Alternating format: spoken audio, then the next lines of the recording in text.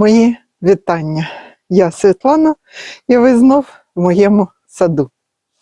По-моему, на прогулке в декабре, которую я снимала, я вам пообещала показать, чем же я занимаюсь долгими зимними вечерами. Ну, сейчас почти осень, не зима, но я уже готова с вами поделиться, чем я занималась, когда мне было скучно, когда дождь шел. Я кое-что придумала. Сейчас я покажу. Вы, наверное, догадались, кто в теме.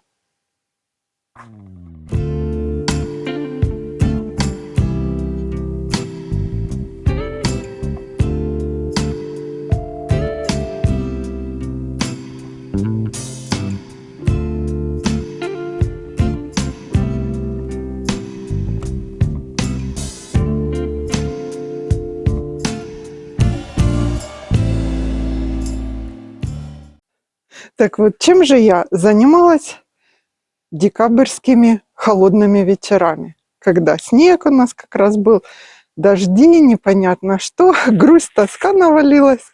Я решила: Света, а давай-ка ты и сплети себе кашпо на весну.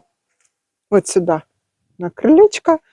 Решила сделать себе подарок на Новый год. Но, кстати, подарки эти я буду раздавать всем своим родным и близким, поэтому видео выйдет уже после Рождества. У нас по-новому в этом году Рождество ближе к Новому году, когда них уже получат. Так вот, в руках я держу именно то, из чего я плету кашпо. Это искусственный ротанг. Сейчас расскажу, покажу, что у меня получилось, ближе покажу саму трубку, расскажу основные моменты, что я делаю и как. И, может быть, вы загоритесь таким же занятием, очень увлекательное дело. И себе на весну тоже сделайте сюрприз для цветов, для петуний, может быть, для наших гортензий, которые совсем скоро мы начнем с вами черенковать. Покажу, спрашивали, покажу обязательно. Так вот, начнем с того, какой цвет я выбрала. Я выбрала цвет ротанга для своего кашпо белая береза. Ближе сейчас показываю, можете посмотреть. Полутрубка, то есть профиль изогнутый полумесяцем, как трубка, разрезанная пополам. Почему этот? Потому что у нас кокон такого цвета, и я решила, мои кашпо будут как раз по цвету подходить. Ну, кокон, конечно, у нас стоит не тут, это он тут зимует. Мы еле с Вадимом Петровичем сюда так через бок занесли его, поставили. Он разбирается на цепях. У кого нет, очень вот такая качеля для лета, для осени. Даже сейчас можно кофе, чай попить, покачаться. Так вот, в общем, я решила, будет цвет белая береза. Цветов уйма, тьма тьмущая. Выбирайте. Единственное, что хочу посоветовать по цвету, не берите яркое в сад. Если вы в квартиру будете их ставить, яркие кашпо можно в саду, чтобы они пятнами не выделялись, не перетягивали на себя цветом внимание от цветов, от цветущих растений, от тех же хвойных. Есть и красные кашпо, и голубые, и желтые. Я выбрала нейтральный. Покупала я тубу 5 килограмм. Из этих 5 килограмм покажу, сколько у меня чего получилось. Вот это остаток. Его или на маленький горшочек хватит, но я решила оставить, докуплю еще одну тубу точно такого же цвета и буду продолжить свои дела, потому что те кашпо, как я вам сказала, почти все разъедутся к своим новым хозяевам. Сейчас еще раз покажу вам ближе эту полутрубку. Ну, а потом покажу, что у меня получилось. Вот такая полутрубка. Вот она ближе. Можно и цвет посмотреть, и количество, сколько у меня осталось. С одной стороны она вогнутая, с другой выгнутая. Цвет белая береза. Толщина ее, ну или ширина 6 миллиметров. Так вот, как я вам и сказала, толщина ее 6 миллиметров. Она довольно мягкая, легко гнется. По самому процессу работы, что я вам скажу, нетрудно. Но первое кашпо я плела довольно долго, 6 часов. Я решила себе, знаете, задачу сделала, не упростила, а усложнила. Не обычная ровненькая, а решила сразу пузатая. Сейчас покажу одно из первых, которое у меня получилось.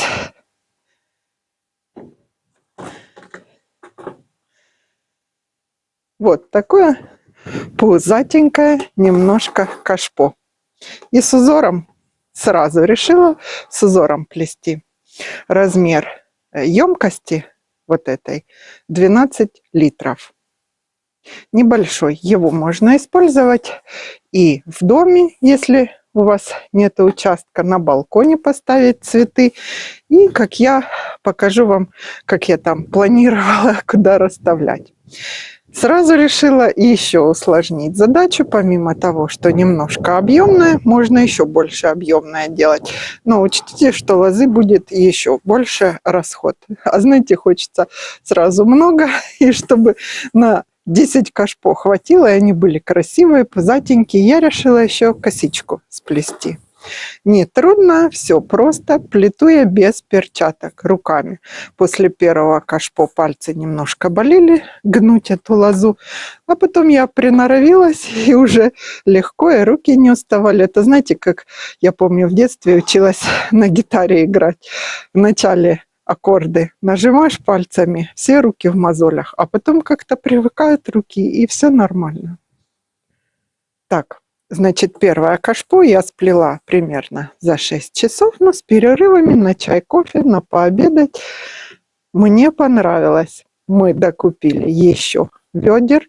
Это емкости строительные. Берите сразу не горшки большие, а строительные ведра с ручками. Но в интернете масса видео, как и что. Посмотрите, как получается. Сейчас покажу следующие, какие получились.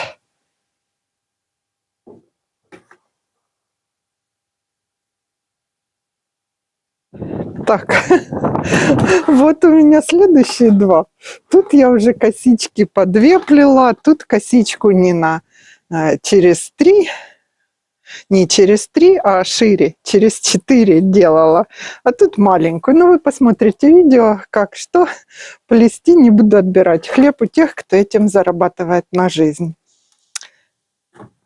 Одно получилось немножко больше, другое меньше. Плету способом двойная осьминожка. Покажу вам ближе, что нету ни узлов, никаких загибов, идет ровненько, красиво все. Интересное, скажу вам, занятие. Сплела я 4 кашпо, у меня еще оставалось много. Сейчас 4-е еще покажу кашпо одно. И я решила, дай-ка я Вадиму Петровичу тоже сделаю подарок на Рождество. И что я ему сплела?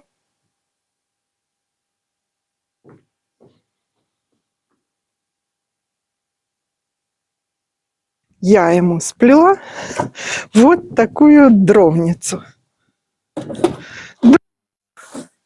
Представляете, как хорошо получилось? С ручками, объемом емкость брали небольшую. Ну, я ему открыла секрет, конечно, что я хочу ему сплести. И мы выбирали емкость для этой корзины вместе. Вот такая корзина для дров объемом 40 литров. Это я вам ближе ее показываю. Я сейчас для показывания ближе подошла. На дне, видите, ну он ей уже пользуется, я подарила немножко раньше. Как переплетены эта лоза, как переплетена внизу. Нету ни узелочков, ни уголочков. И тут все красиво сделано тоже. Косичка довольно приличная получилась. И сейчас я смотрю, что я хочу такие корзины, наверное, еще поставить по саду. Единственное, на корзину, конечно, больше уходит лозы. Если на горшок я взвешивала 700-800 грамм, сразу взвешивайте до и после тубу, с которой будете плести. И вы так определите, сколько идет на один горшок. То на корзину, наверное, килограмм. И сразу такое хочу, как не резюмировать, а акцентировать. Акцентировать хочу, что не берите большую емкость, потому что одному человеку тяжело будет носить дрова, если вы решите дровницу сплести. Вот эта дровница 40 литров. Вадим Петрович штук 8 их такого размера. Если больших дровишек, то, конечно, меньше ложит, и ему вполне достаточно. Если дровница будет на 60 литров, мы там выбирали прямоугольные, есть и огромные тазы строительные, то тяжело одному поднять, придется помощников брать. Ну, а вот это мои емкости. Видите, как сделано в середине, заправлена эта лоза по полукругу, и нигде не видны у нас края этой полутрубки, узор такой. В общем, что я хочу сказать. Это настолько интересно. Я загорелась, я уже и другой цвет выбрала. Хочу цвет графит, как цвет нашего пола террасы. Вы про террасу часто спрашиваете. Это террасная доска. Крепили мы ее сами, делали сами. Основания под нее на бетонных столбах, такие же бетонные, как с той стороны дома, я вам иногда показываю, была сделана система балочная из металлических труб, и на нее закреплено на специальные рейки, композитные, как и сама террасная доска. И на рейке уже мы сами крепили через клипсы террасную доску. Ну, я про террасную доску отвлеклась. Так, что еще хотела сказать про свои корзины? Вот, сейчас покажу. Сейчас покажу вам, что я еще сделала. Ну, не сделала, как я приспособила. Пока, конечно, суть до дела, пока мы еще подарки наши не подарили. 2 корзины стоят у меня дома.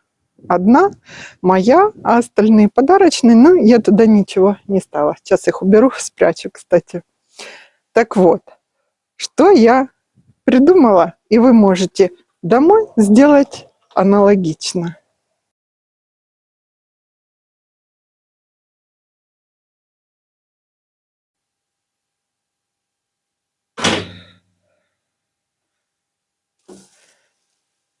Раз, раз, раз. Так, выбежали мои бандиты. Ну, вы представляете? Вот я приспособила сюда свой маленький фикус. На одну из корзин вот так вот приспособила свой маленький фикус. Думаю, за 2 минутки, пока я вам буду рассказывать, показывать, он не замерзнет. Дома очень красиво смотрятся эти кашпо. Он сюда не посажен, а просто стоит в техническом горшке. Видите? Все, горшок можно взять больше, и тогда он более плотно войдет в эту корзину. У меня фикусов вот таких огромных дома много. Так, про фикус, про комнатное растение, про подарки. Вроде бы все. Сейчас его уберу, чтобы он не замерз. Иди домой, погулял минуточку. У меня эти фикусы летом стояли вон там на веранде возле столика и кресла.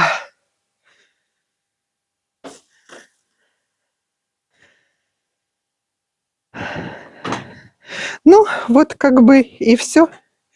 И все мои рассказы про то, как я делала, что плела. Следующий кашпо я плела уже за 4 часа. плетется легко, быстро.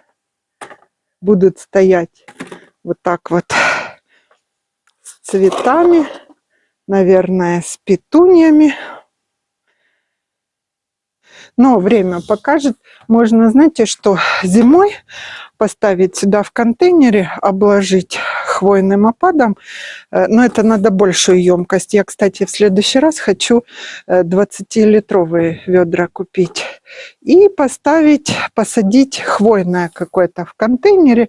Если сильно холодно, буду заносить в тамбур. У нас там еще теплого пола нету, ничего нету.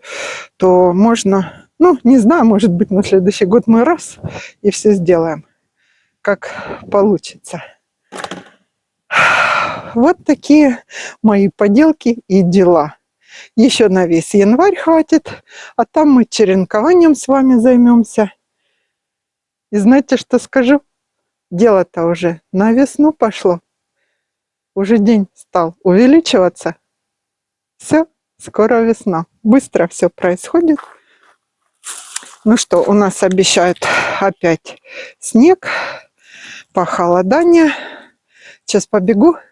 Придумала, пока тепло. Еще розу одну хочу пересадить. Не знаю, как у меня получится. Она небольшая, но как-то она мне мозолит там глаза.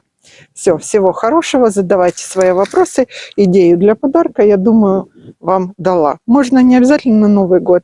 На день рождения, к Дню Святого Валентина. Пакетик семян купить. Маленький пакет земли. Такой кашпо сплести, подарить. Я думаю, ваши родные и близкие обрадуются. Всего хорошего. Задавайте свои вопросы.